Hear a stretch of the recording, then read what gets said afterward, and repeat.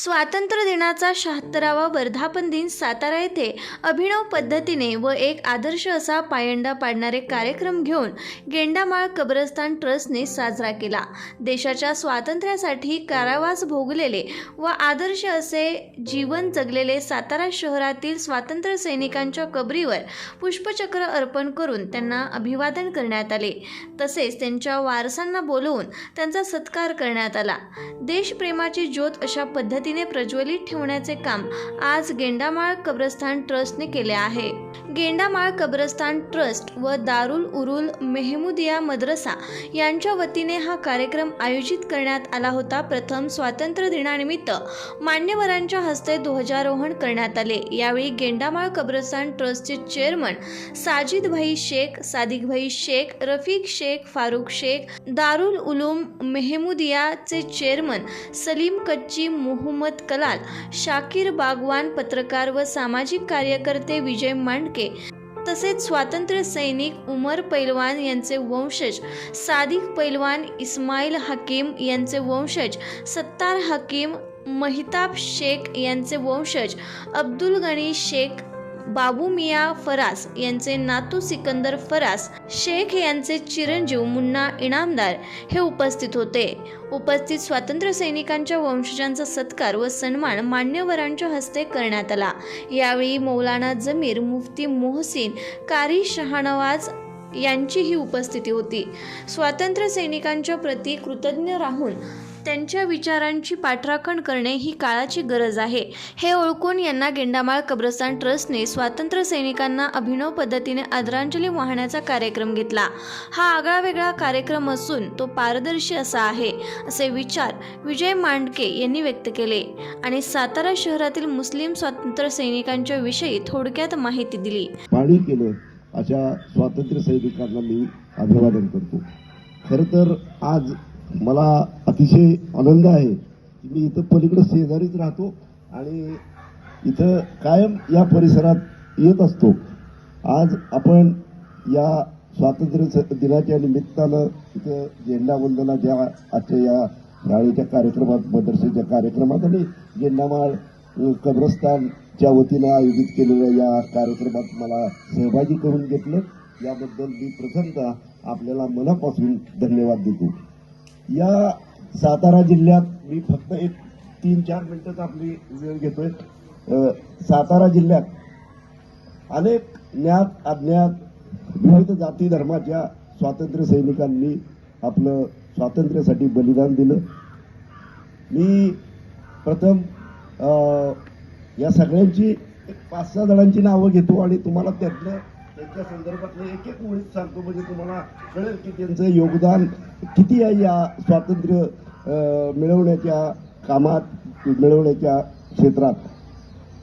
सरकारच्या सांगली जिल्ह्यातल्या वाळवे तालुक्यातल्या कासेगाव गटाचे प्रमुख असलेले बाबूजी पाटणकर आणि उपप्रमुख असलेले कॉम्रेड शेख काका उर्फ शेख बंधू इनामदार हे कराड तालुक्यातल्या येळगावचे होते आणि ते साताऱ्यात प्रथमतः स्वातंत्र्य सैनिकांची जी कॉलनी आहे रविवार पेठेत, त्या रविवार पेठेतल्या म्हणजे कासट मार्केटच्या बरोबर बाजूला असलेल्या जिथे रामजी पाटील वगैरे राहतात त्या स्वातंत्र्य सैनिकांच्या वसाहतीत ते राहत होते।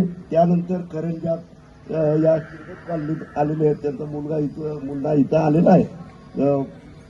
तर शेख बंडू इनामदार हे कराड तालुक्यातल्या येळगावचे आणि ते तिघं बाबूजी पाटणकर,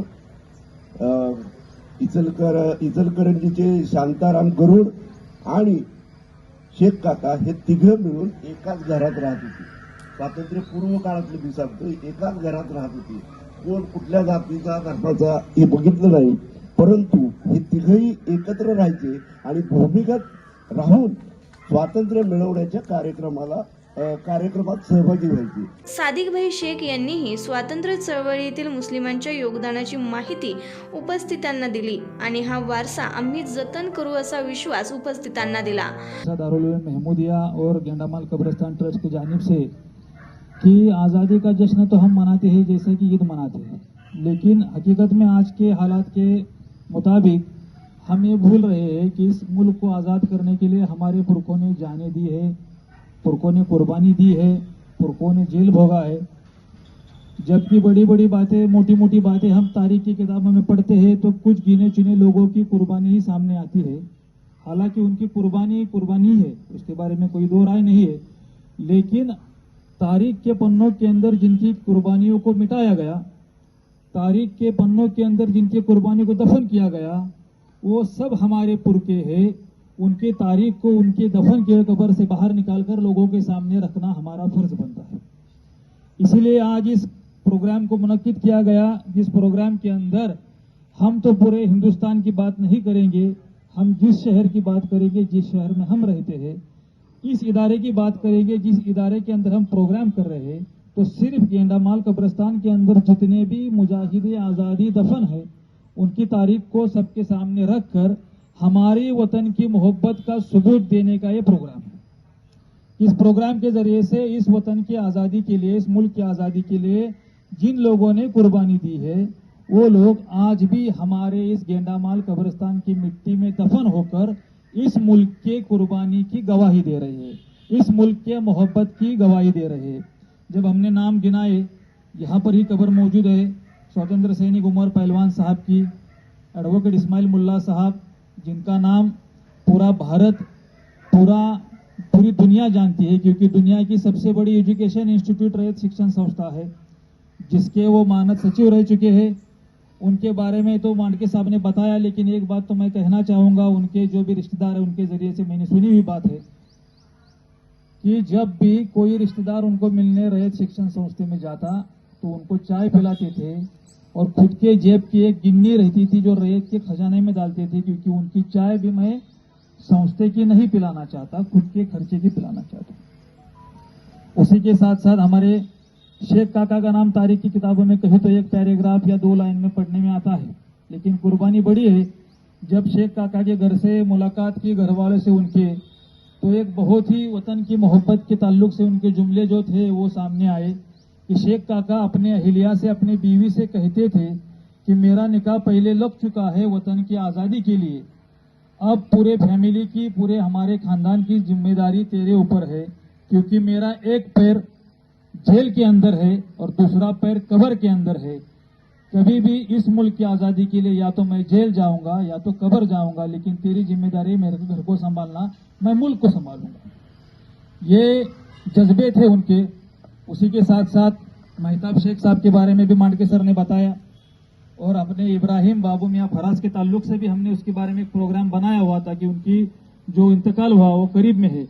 उस प्रोग्राम के अंदर भी बताया कि अपने पैर में गोली बाबू मियाँ फराज साहब ने खाई थी इस मुल्क की आज़ादी के लिए। अब जब हुब्बुल वतनी की बात आती है तो फिरका परस्त तंजीमें हर बार गांधी, नेहरू इनको छोड़कर नेताजी सुभाष चंद्र बोस का नाम लेते हैं कि हकीकत में जिन्होंने कांग्रेस से कट कर अलग तंजीम बनाई और मुल्क की आज़ादी के लिए एक ऐलान जंग शुरू किया, जिसके बारे में नेताजी सुभाष चंद्र बोस ने कहा था कि तुम मुझे खून दो, मैं तुम्हें आज़ादी दूंगा। नेताजी सुभाष चंद्र बोस के इस बात को सुनकर सबसे पहले नेताजी सुभाष चंद्र बोस को साथ देने वाले लोगों में सबसे ज्यादा लोग मुसलमान हैं।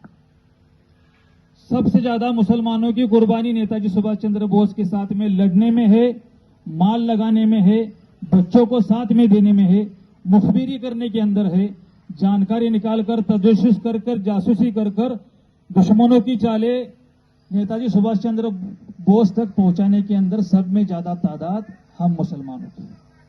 बाबू मियाँ फराज और महताब शेख साहब, ये उनके हुब्बुल वतनी की और नेताजी सुभाष चंद्र बोस को दी हुई साथ के दो हमारे पास क्या है मिसाल है। लेकिन इसी के साथ साथ जनरल शाहनवाज खान, जिसकी तारीख हिंदुस्तान कभी नहीं भुला सकता कि जनरल शाहनवाज खान इतना बड़ा ओहदा था जिन्होंने नेताजी सुभाष चंद्र बोस के आजाद हिंद सेना में रहने के साथ साथ इम्फाल जो मणिपुर का इलाका है, इस पूरे मणिपुर के इलाकों को अंग्रेजों से छुड़ाकर अपने कब्जे में लिया हुआ था। यही शाहनवाज खान साहब है जिनको जब ये दूसरे महायुद्ध के अंदर जब वो हार गए जापान, उस वक्त शाहनवाज खान को, कर्नल हबीबुर रहमान साहब को, कर्नल अहमद साहब को अंग्रेजों ने अरेस्ट कर इन तमाम को सजाए मौत की सजा सुनाई थी। हम किसी एक का नाम लेकर पूरे भारत के अंदर ढिंडोरा पीटते हैं कि किसी को सजाए मौत की सजा सुनाई गई थी। जो बड़े स्वतंत्र वीर है उनकी कुर्बानी भी हो सकती है, लेकिन तारीख की किताब पढ़ते वक्त हमें एक बात जानकारी मिली कि आजाद हिंद सेना के साथ में लड़ते हुए 154 मुसलमानों ने अपनी जान दी हुई थी, जो आला दर्जे के अफसरान थे, सादे सिपाही नहीं थे। आला दर्जे के 154 सिपह सालार थे जिन्होंने आजाद हिंद फौज के साथ में लड़ते हुए अपनी जान गंवाई है।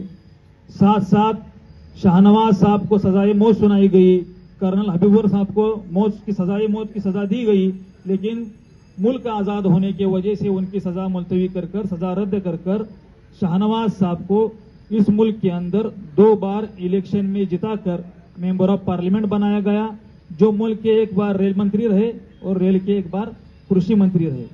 2 बार उनको अच्छा इस मुल्क की तरफ से नवाजा गया। लेकिन अफसोस की बात मैं आपको बताना चाहूंगा की तकसीमियत के वजह से, डिवाइडेशन की वजह से हम सूत्रसंचालन रियाज सर यांनी केले। परिश्रम निसार कच्ची, अकबर नदाफ यांनी घेतले। आभार नियाज सर यांनी मानले।